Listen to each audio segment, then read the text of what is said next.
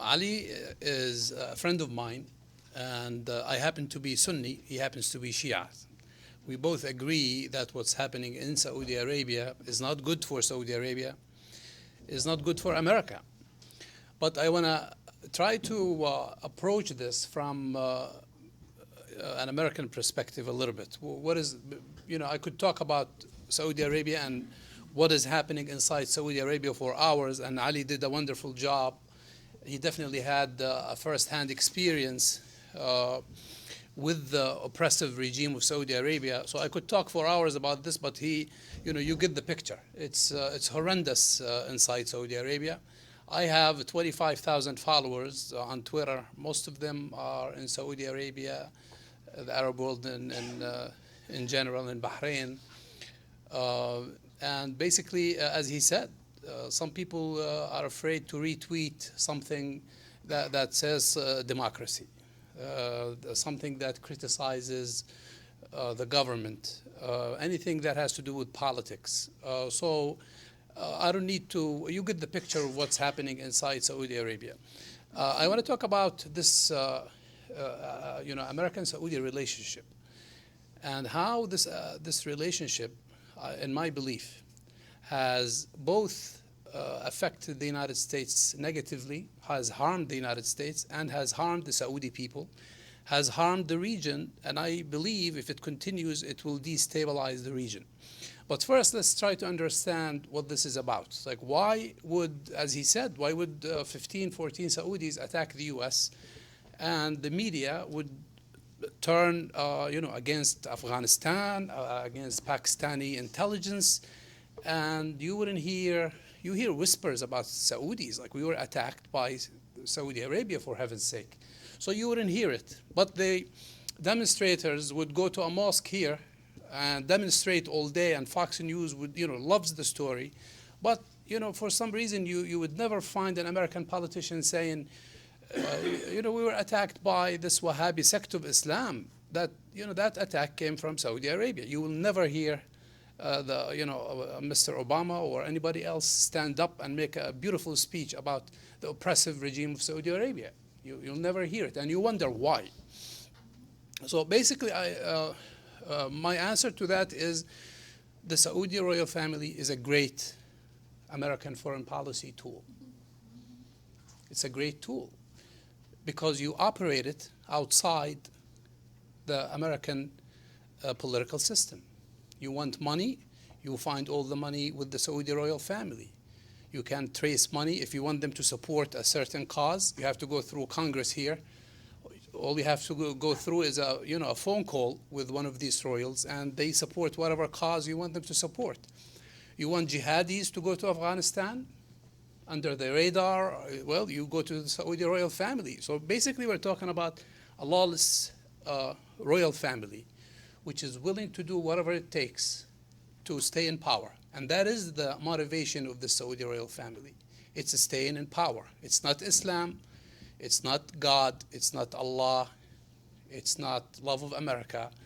It's not any of these things. It's staying in power, pure and simple. And they're willing to do anything to stay in power. So now you have our great American politicians who want to get things done, and they want to get results. So where do you go? You go to the Saudi royal family. Now, as I said, they're a great tool because we have seen how they could provide you with jihadis, people who are willing to martyr themselves, kill themselves for whatever cause. You tell them, it's worth it. So I saw, like some people in Jordan, I saw how that system works. All of a sudden, the Soviet Union is the devil. Soviet Union is trying to take a Muslim country. We have to go and fight. This is Muslim land. And somehow it's like they don't say the same thing about Israel, for example. They don't ask people to go and fight in Israel, right next door to them. But for some reason, Afghanistan is so important for Islam. So thousands of people pour into Afghanistan, and we the United States has a win, and the Saudi royal family is great friends with the, whatever administration happens to be in power. Democrat or Republican. Also, the Saudi royal family is a great tool in the region to make sure that a true democracy and control of the resources of the region do not fall in the wrong hands. For example, we know that if you hold an election in the Arab world, given people like the Saudi royal family who spread radical Islam, Islamists will take over the Arab world. So now, what do? You make sure that the Saudi royal family oppresses any government, any country that aims to establish a voice for the people. That's why I grew up in Jordan. I didn't have a voice. Ali Ahmed grew up in Saudi Arabia. He doesn't have a voice. He happens to be Shia. So all of a sudden, he's the enemy of Saudi Arabia. Someone like me, oh, you are too liberal. You went and studied in the United States, and you want to bring these strange ideas that are far away from our values. What are you trying to do here? We're trying to. So anybody who goes against that dictatorial power of the Arab regimes is all of a sudden an enemy of the people, an enemy of the state. So this is the reason why the United States, successive American administrations have this causal relationship with the Saudi royal family. I'm afraid it's not for some higher purpose for the American people. They're a great tool. For example, Hillary Clinton is trying to put something on her resume right now in terms of an achievement in foreign policy, and she's still looking, right? On the other hand, you could invade Iraq with the help of the Saudi royal family, and you could say, listen, this is what I have done in Iraq. So understanding that the relationship between the successive American administrations, because this is like a systemic problem. It's not the Obama administration's mindset about Saudi Arabia. It's not the Republican mindset. It's these guys do the bidding of any American administration, provided that they leave them alone and they do not turn the American people or the American political system against them. So that is what's happening. That's why they have stayed in power. Now, I want to hit on something else. We talked about how they went after the Muslim Brotherhood in Egypt, and they kicked them out of power. Now, there are other countries where the Saudis are friends with the Muslim Brotherhood, for example, but they want to bring back Egypt to a military rule so that no Arab would ever think that democracy is possible in the Arab world, because democracy means the end of the Saudi royal family, as simple as this. So the Morsi regime, I'm not a fan of Islamists in power myself, but he could have opened the door for true elections and true democracy in Egypt, but that is not good for Saudi Arabia. It's not good for the Gulf monarchs. So this is their role regionally. Now, Syria. Do you think the Saudis are pouring billions of dollars into Syria? And let's say that they succeed. Do you think they will establish a democracy? Is it possible for a Saudi royal family to establish a democracy and support it with billions of dollars? It's impossible. So they will create another. Now, I'm not a fan of the Assad regime. I think it's a murderous regime. But the Saudis are not going to establish democracy in Syria or any other place.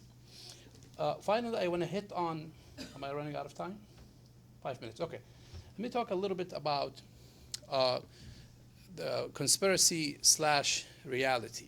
Now, some aspects of the relationship between the Saudi and American government is a conspiracy in a way, because someone as smart as President Obama, who stands for, who understands issues in depth, I am sure he understands that what's happening in Saudi Arabia will never lead, in the long run, will never lead to peace. But somehow, As I said, he's quiet about it. So I want to talk about what would happen if the current situation keeps going on. One, we had a bombing in Saudi Arabia just, what is it, a week ago, 10 days ago? And we had one just yesterday. So that's two. These are radical Wahhabis going after Shiites and killing them in their mosques. Now, I hope I'm wrong, but this is a pattern. This is coming to Saudi Arabia. This is coming to the Gulf countries. Now, Saudi Arabia has 3 million Shiites, 3 million Shiites in the country. There are a lot of Shiites on the Gulf region. So I believe the current policies, the current educational system, the current relationship between the Wahhabis and the Saudi royal family will lead to implosion within Saudi Arabia. Because if you keep feeding people with Sunni versus Shiites, Catholic versus Protestant, so to speak, but what we're talking about here is not some kind of like theological debate. We're talking about people who say these Shiites are the enemy of God. They have destroyed Islam. They